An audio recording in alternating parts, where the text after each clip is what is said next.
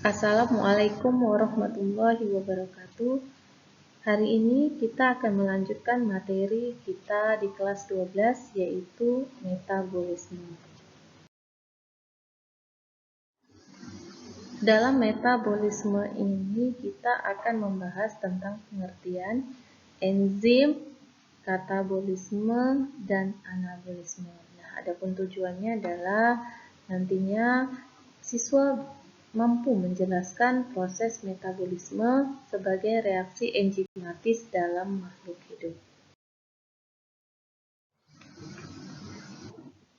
Metabolisme merupakan keseluruhan reaksi biokimia beserta perubahan energi yang menyertainya. Nah, metabolisme ini berlangsung dalam sel tubuh makhluk hidup. Berlangsung jika tersedia zat yang bereaksi, sumber energi, serta enzim. Metabolisme dibedakan menjadi dua, yaitu katabolisme dan anabolisme.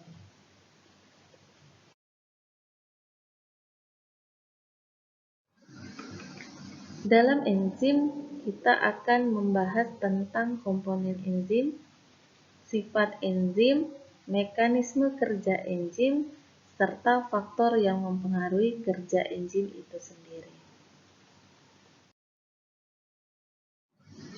Selanjutnya kita akan membahas tentang komponen enzim.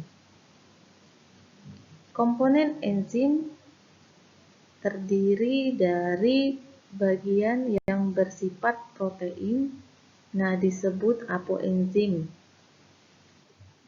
Lalu ada juga bagian enzim yang non-protein, disebut dengan gugus prostetik.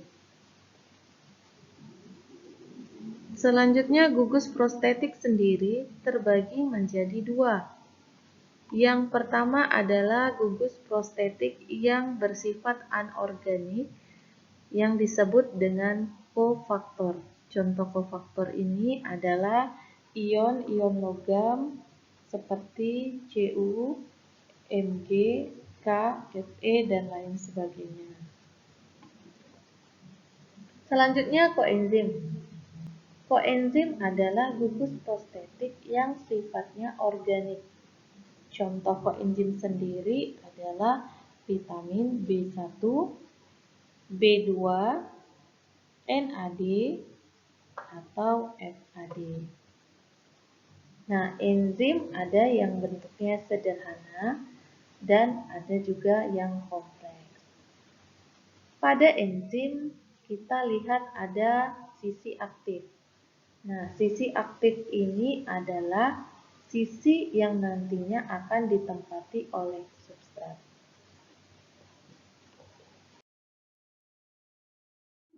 Sifat enzim. Enzim bekerja secara spesifik. Nah, spesifik di sini diartikan bahwa satu enzim hanya untuk satu substrat. Nah, kalau enzimnya amilase, maka substratnya adalah amilum. Begitu seterusnya. Bekerja secara bolak-balik. Ya, jadi enzim juga bekerjanya bolak-balik yang disebut reversible. Enzim hanya diperlukan dalam jumlah sedikit. Nah, enzim adalah protein, sehingga enzim akan rusak pada suhu tinggi yang disebut denaturasi.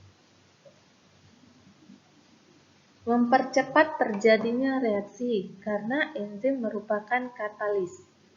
Jadi dengan enzim suatu reaksi akan lebih cepat prosesnya. Dapat digunakan berulang kali.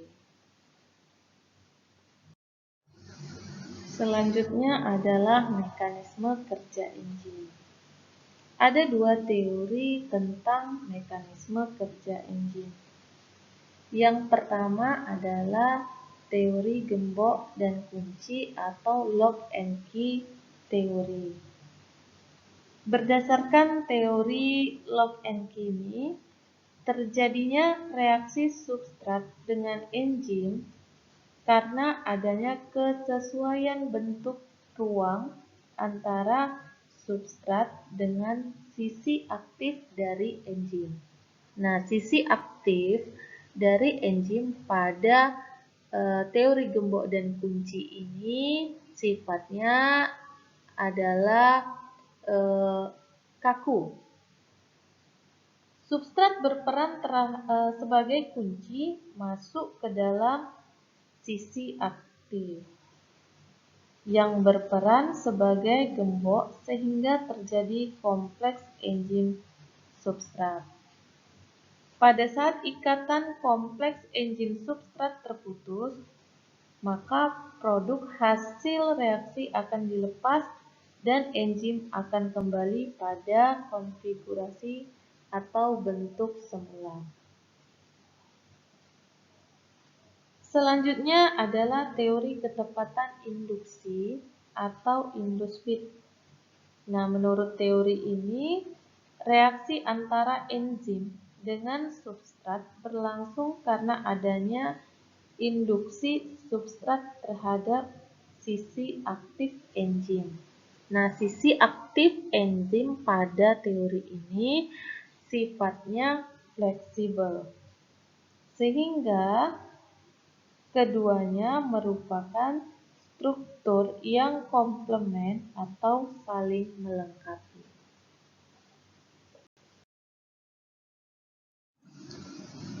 Perhatikan grafik energi aktivasi enzim.